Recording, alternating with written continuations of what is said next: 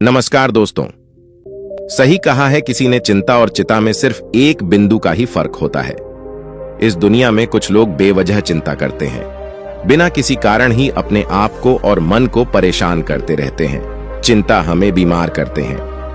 आज की इस कहानी में हम सीखेंगे कि क्यों हमें बेवजह चिंता नहीं करनी चाहिए। एक गांव में एक किसान था जिसे एक बहुत ही बुरी आदत लग चुकी थी, और वह आदत थी बेवजह चिंता करने की। वह हर समय किसी न किसी चीज की चिंता करता ही रहता। वो हर समय सोचता रहता कि कहीं मेरे साथ कुछ गलत ना हो जाए, जबकि उसकी जिंदगी में अभी तक सब कुछ ठीक ही चल रहा था। उसके पास एक बड़ा सा खेत था जिसमें कुछ अच्छी खासी फसल हो जाती थी। खेती करने के लिए 2 बैलगाड़ियां थी, एक अच्छा घर था, एक पत्नी और 2 प्यारे बच्चे थे। लेकिन फिर भी वो किसी न किसी अनहोनी के बारे में सोचकर बेवजह चिंता करता रहता। कभी सोचता कि अगर मेरी फसल में कीड़े लग गई तो क्या होगा, अगर आवारा पशुओं ने फसल को बर्बाद कर दिया तो क्या होगा, अगर सूखा पड़ गया या अत्यधिक बारिश हो गई तो मेरी फसल खराब हो जाएगी। ऐसे ही वो भविष्य की अन्य बात के बारे में सोचकर बेवजह चिंता में डूबा रहता था।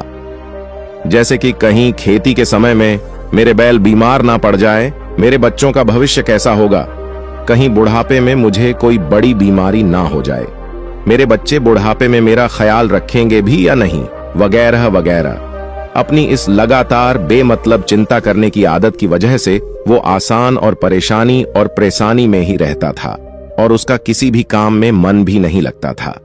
उसकी पत्नी ने भी इस बात को अनुभव किया कि उसे बिना मतलब चिंता करने की आदत पड़ चुकी है।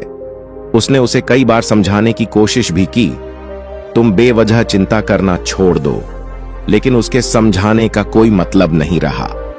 उसे पता चला कि नगर में एक महात्मा आए हैं जिनके पास सारी समस्याओं का हल है।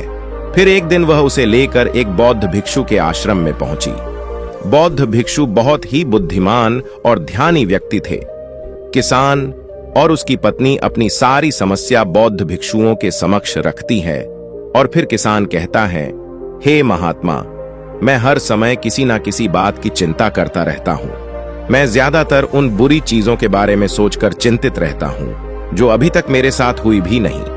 किसान की समस्या को पूरे ध्यान से सुनने के बाद बौद्ध भिक्षु ने कहा, ठीक है, तुम दोनों कल सुबह आना और फिर मैं तुम्हें तुम्हारी समस्या का समाधान बता दूंगा। अगली सुबह जब किसान और उसकी पत्नी बौद्ध भिक्षु के आश्रम में पहुंचते हैं तो देखते हैं कि बौद्ध भिक्षु बहुत ही चिंतित अवस्था में जमीन पर पालती मारकर बैठे हुए हैं, और उनके सामने एक दूध से भरा ग्लास रखा हुआ है। बौद्ध भिक्षु बार बार उस दूध के ग्लास की तरफ देख रहे हैं, और फिर कभी अपना हाथ अपने सिर पर रखते तो कभी जमीन पर। वह बहुत ही चिंतित और बेचैन दिखाई पड़ते थे। यह देखकर किसान ने पूछा, महात्मा, आप इतने परेशान क्यों लग रहे हैं? आपके समक्ष दूध रखा है, आप इसे पी क्यों नहीं लेते?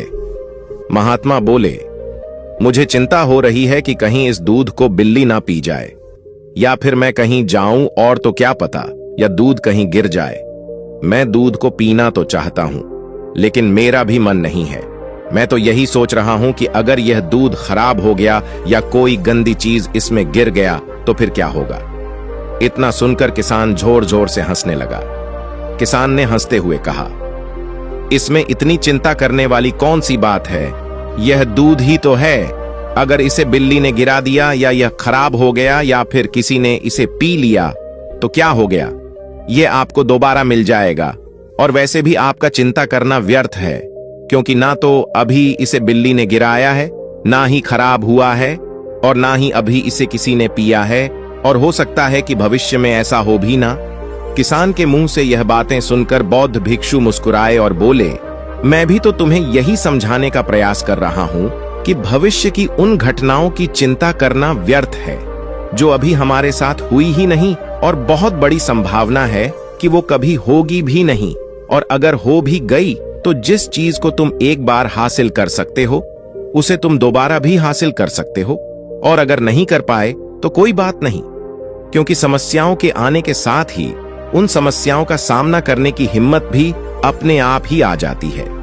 यह बातें सुनने के बाद किसान को लगा जैसे किसी ने उसके गाल पर एक थप्पड़ मारकर उसे नींद से जगा दिया हो। उसे महसूस हुआ कि वह भी तो यही गलती कर रहा है।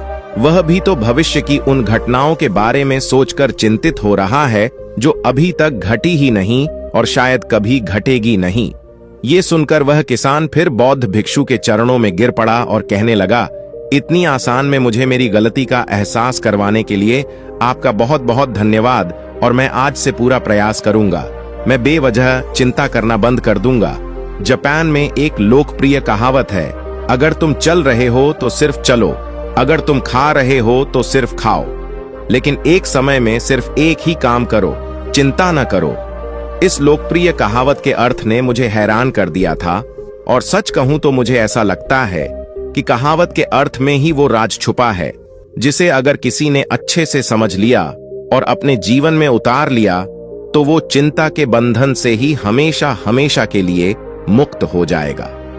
इस कहावत के अर्थ के बारे में हम आगे बात करेंगे, लेकिन उससे पहले देखते हैं कि हमारे दिमाग में इस तरह के विचार ज्यादा चल रहे होते हैं। पहला, क्या मैंने यह काम सही से किया? दूसरा, क्या मैं इसे और बेहतर कर सकता था? तीसरा, इसका परिणाम क्या होगा? और चौथा, लोग मेरे और मेरे काम के बारे में क्या सोच रहे होंगे?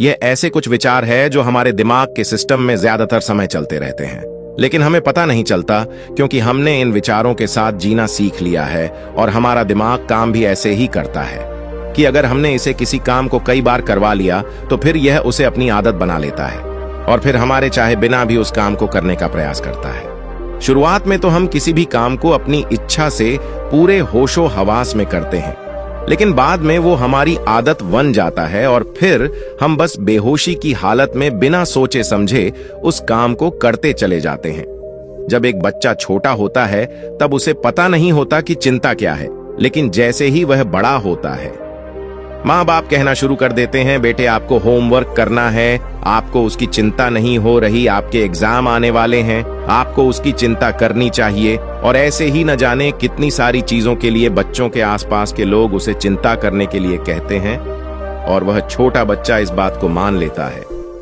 यह अच्छा किसी भी काम को करने के लिए हमें उसकी चिंता करनी पड़ जाती है और फिर वह भी किसी काम की घटना के बारे में बार बार सोचने लगता है।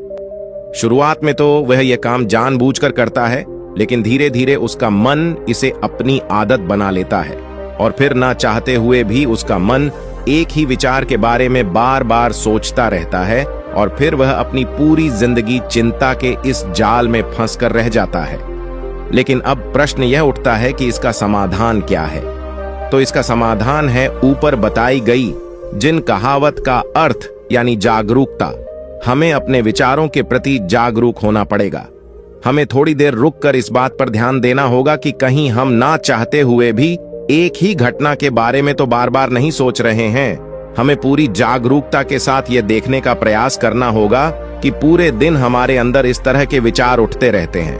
अब आप पूछ सकते हैं, केवल जागरूकता क्या करेगी? मैं कहता हूं यह काफी है।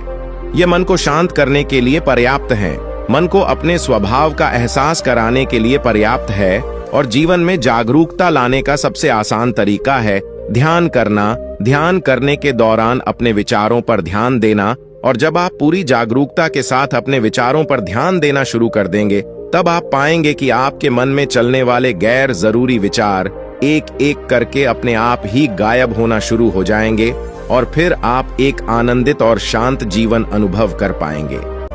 धन्यवाद और नमो बुद्धाय।